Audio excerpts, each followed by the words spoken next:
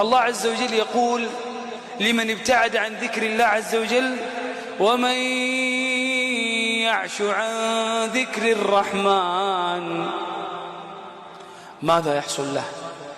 ومن يعش عن ذكر الرحمن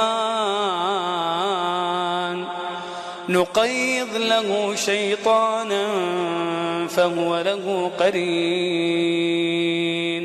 الذي يبتعد عن ذكر الله عز وجل تلتف عليه شياطين الإنس وشياطين الجن من كل مكان.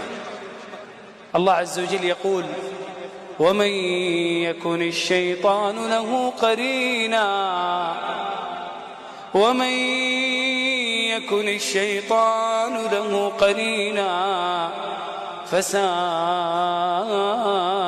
قرينا. الذي يكون قرينه الشيطان حياته في ضيق، حياته في نكد، حياته في كدر، لأن الشيطان لا يدعوه إلا إلى المنكر. ومن أعرض عن ذكري فإن له معيشة ضنكا ونحشره يوم القيامة أعمى.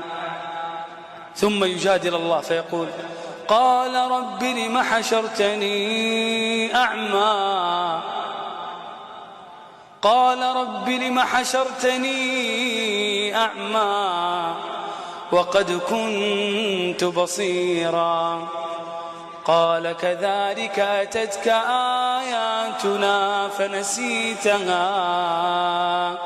والنسيان هنا بمعنى الإعراض،